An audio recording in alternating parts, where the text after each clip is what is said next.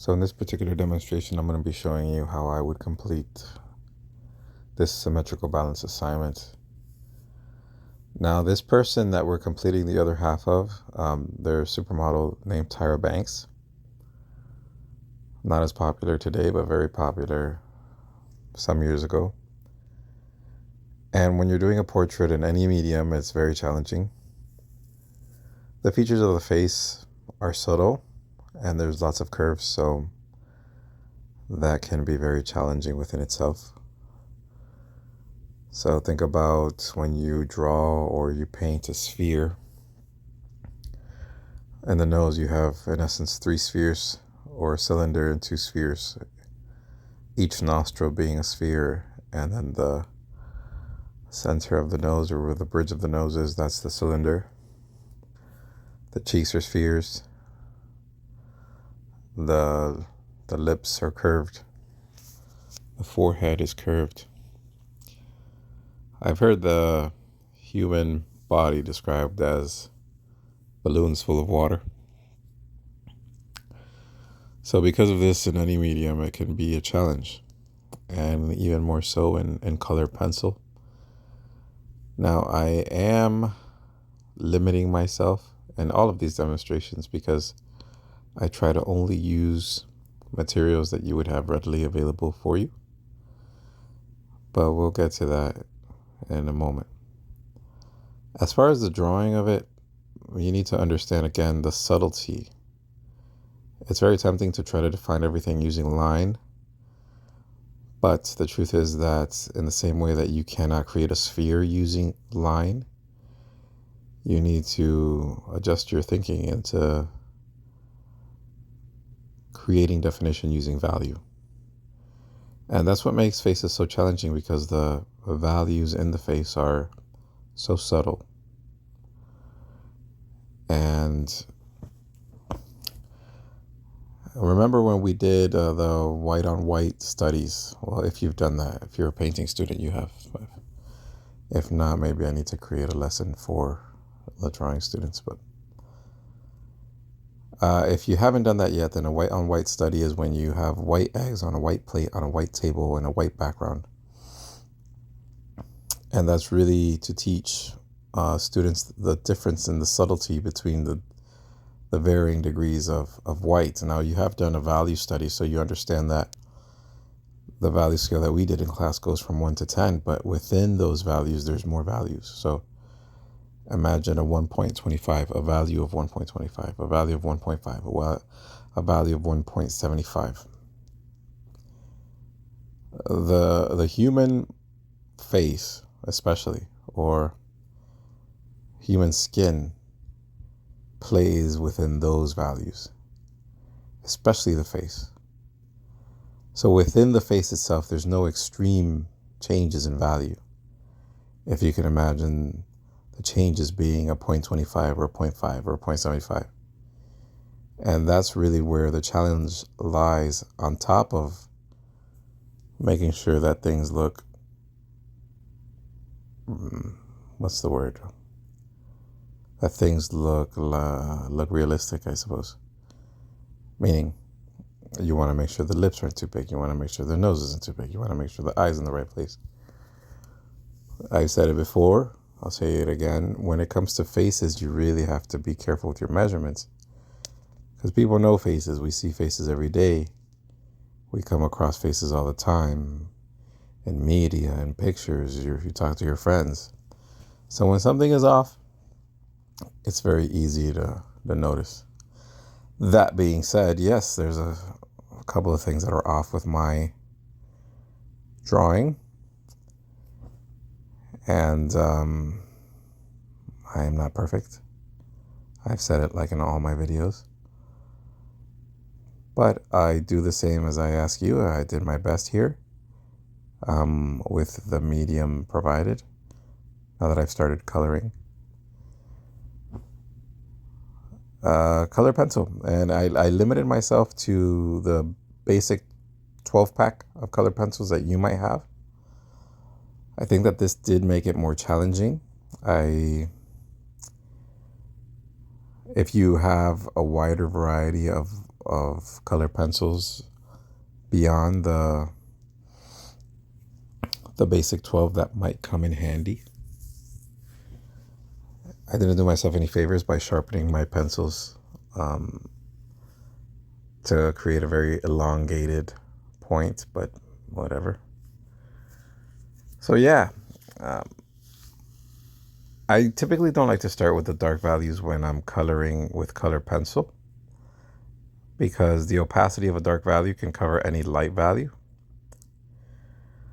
Since I only have one brown to work with, I decided to do the skin and tints of red, which I think is accurate. I think I got an acceptable skin color, but not an acceptable skin value. So I think I would have been helped with having a darker brown on hand. And some of you will have a darker brown, but again, I always try to make sure that whatever I use is something that's available to you. I don't want any of you to only be able to get the 12 pack of color pencils and not know what to do. So yeah, now color pencils do blend. They don't blend phenomenally well. It's not like paint, but they do blend. So I think that you can get like a reddish, a brown, or a brown with a tint of red, I think is a more accurate description here for the skin tone. And that's what I'm trying to do.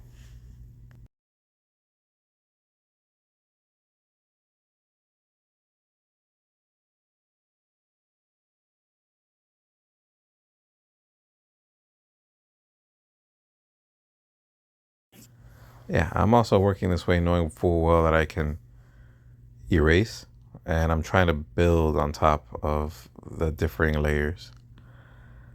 I think in the end my lips on my side were too big. Just a little bit. It could have been a little bit smaller.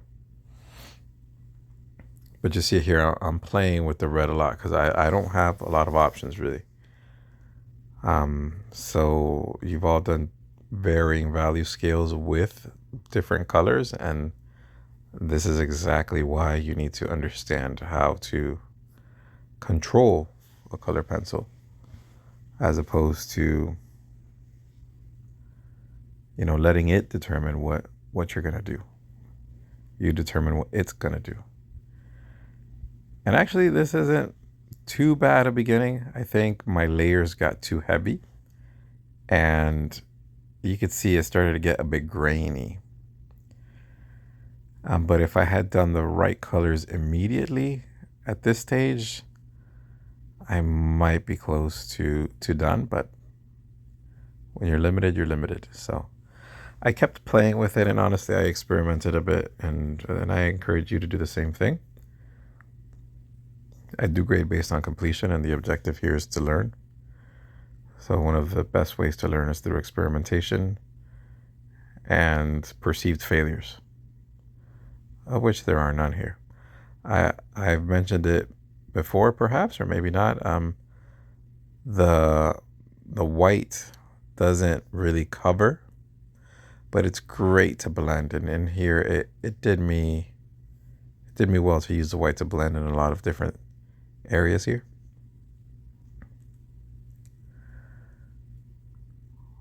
So right there, you could get the right tone of brown and the right tone of red. And then you blend it with a white. That might be enough.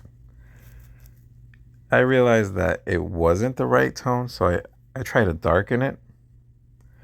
And you'll see me playing a bit with color theory. So at some points in here, I went in with a green. Like, I believe that was a green. Because when you mix green and, there you go, there's the green. When you mix green and red, you get brown. When you mix yellow and purple, you get brown. When you mix orange and red and blue, you get brown. So playing with the knowledge I have of color theory, I was trying to get a darker value of brown. I probably should have tried blue and orange and yellow and purple to see if I could have gotten there. But I guess I wasn't brave enough this go, and I did not attempt it.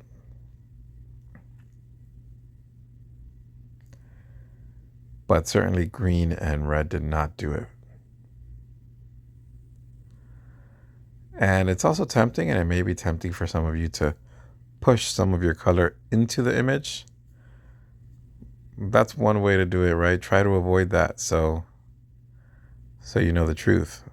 I was certainly tempted, but I avoided that temptation.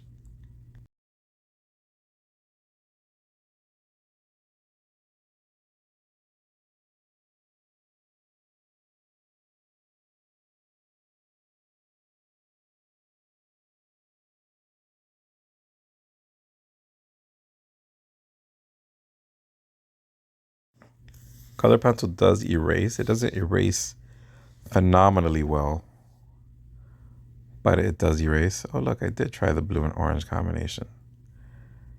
Now I remember. It was worse and ended up producing a very light brown when I was trying to get a darker value. So I had to adjust for that. I think in part that's what caused my grain to build up so much. But this does look a lot better in person than it does on camera. Um, on camera, the grain shines through in a exceptional way. Perhaps the darker blue, because I think the basic 12 pack does include a sky blue and a dark blue. So the darker blue might have given me some better results, but the sky blue was not the right way to go with this.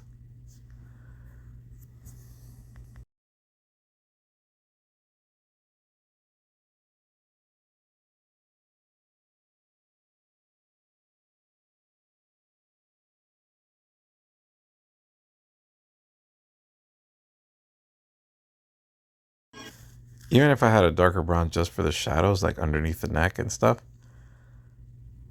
that would be very useful. I should have really experimented with violet and yellow and that dark blue and orange. It just didn't occur to me at the time. I encourage you to experiment with that, even on the side of your drawing, to see what types of results it gives you. The only thing that occurred to me at the time was to use black. And sure, you can darken some things with black, but it's not the same dark value. It's maybe a little bit darker, you see. And overall, I think that's the biggest flaw in this work, is that it ended up being too light in value.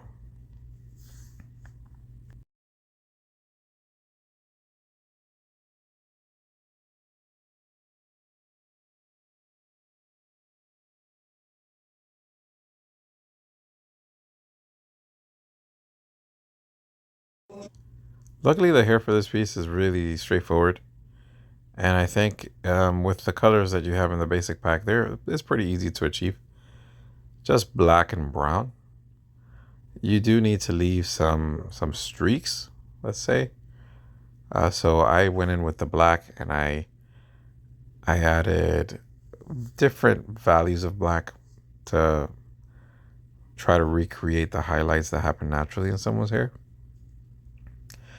But I left kind of these gaps of white, and in those gaps, I went in and I put that brown, and I think it ended up producing a pretty good result.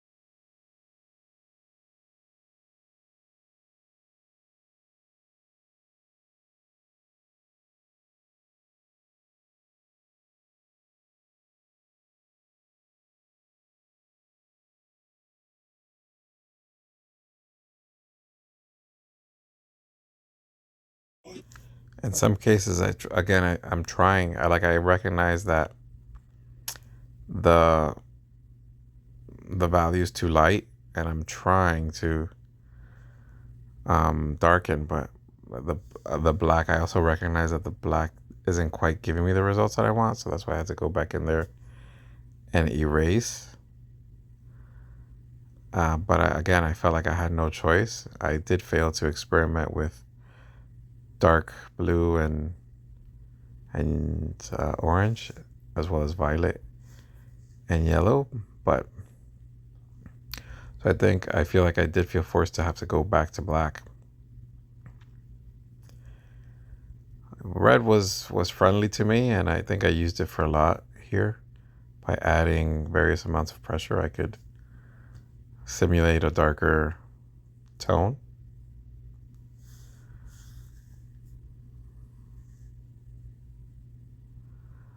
The hair was probably the easiest thing.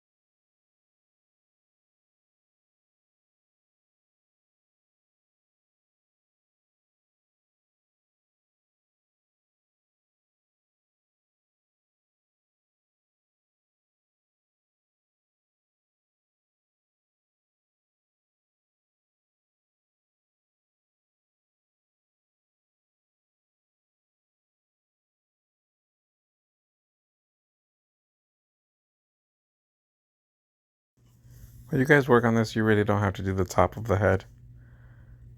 It's not that difficult. The parting of the hair can be challenging. I think I did well. If you are going to attempt it, you could just do what I'm doing. But it's not truly necessary. Also, I did the backgrounds. There is something called simultaneous contrast. So one color next to another color, they affect each other. Like a symbiotic relationship, I suppose. And so when I can, I do the backgrounds as well.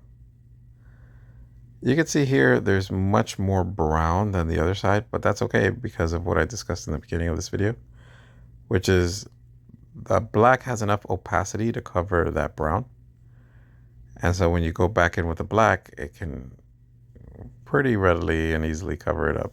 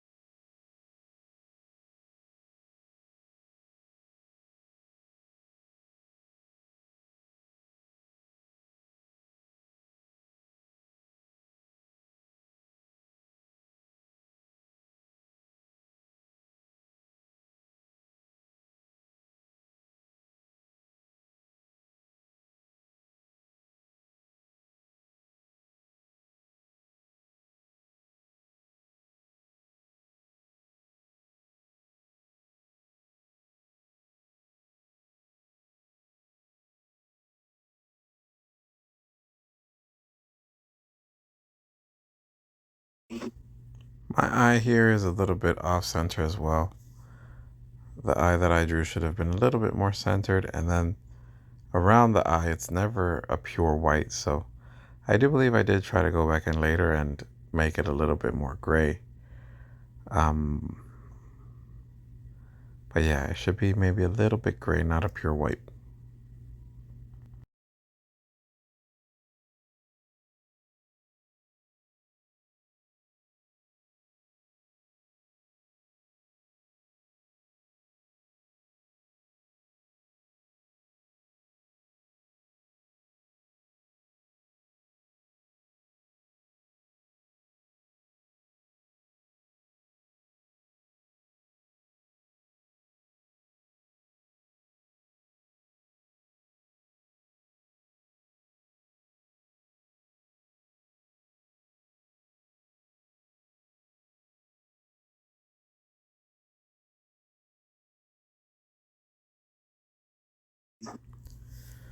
The background I perceived as kind of like a blue gray, maybe a little bit of violet. And so I proceeded to use black. I believe it was blue, a dark blue,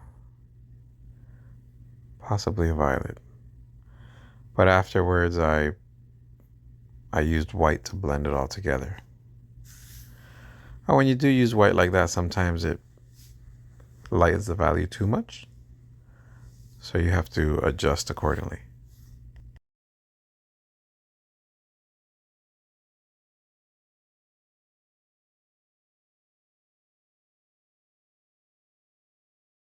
Here you go. I used the white first to make it a gray.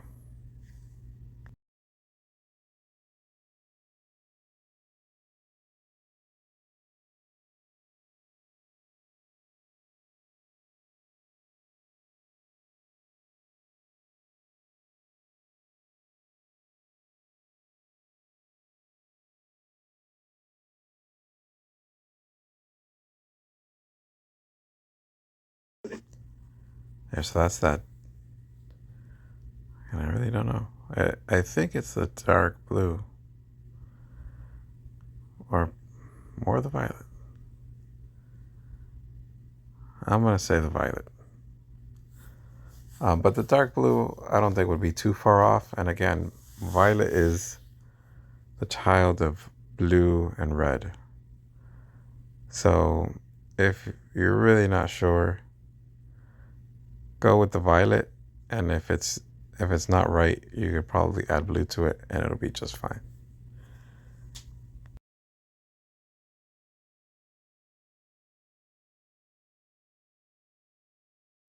When you color, I mean, it's just useful to remember to hatch and cross hatch. It's the best way that I know of to cover space and to cover it evenly.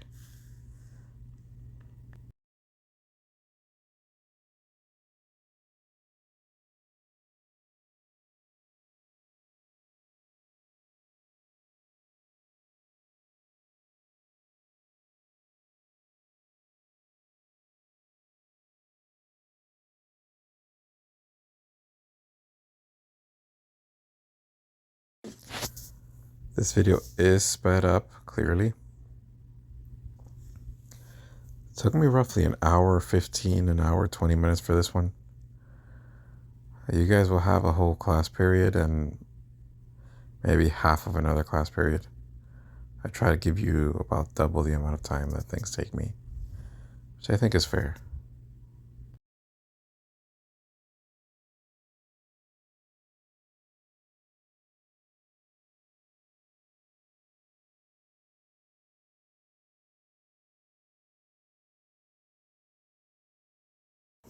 This is where I was telling you that I recognize that the value overall is much too light. So I'm trying to go in with my black. In essence, trying to like dull the value a little bit. It didn't work. If anything, it just built up the layers, making it look more grainy. I think a darker mahogany, like a reddish brown, would have been perfect. And I've seen that color pencil in our community batch of color pencils. But again, I limited myself so you could see what the basic 12 pack can do, at least what I can do with it. Surely some people can do more than what I can. But, you know, if you get to this level, of course I'll have to accept it. And I'm sure that you'll learn a lot in the process.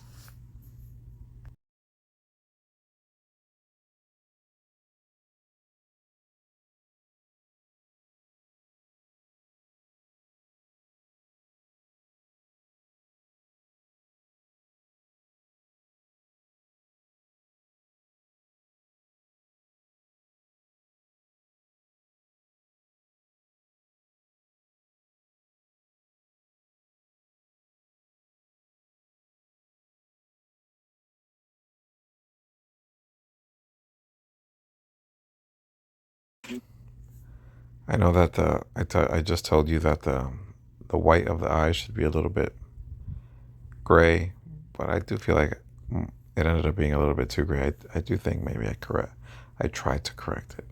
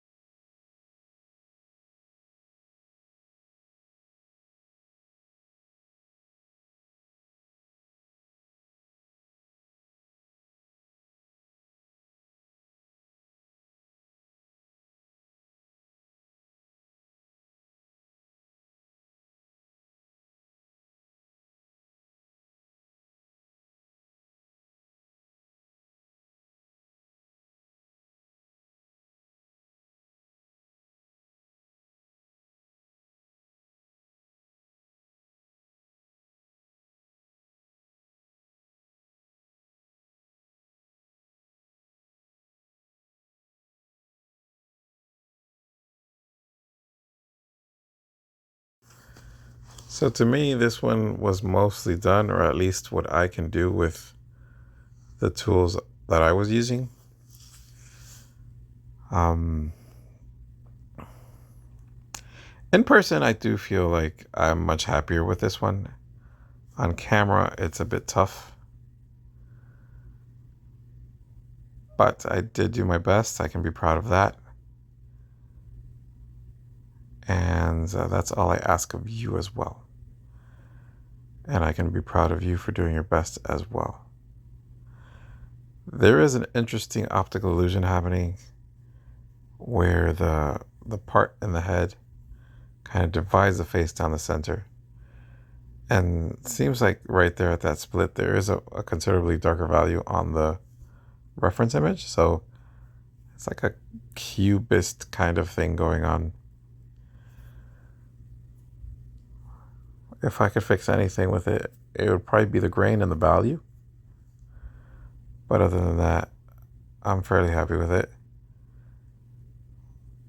There are some issues with the lips and the eye. The eye is a little too big, maybe a little bit too low, but minor issues for an assignment like this. All right, guys, I hope that this one helps you. There's only a couple more minutes left of this video, so I will see you all in class. Bye.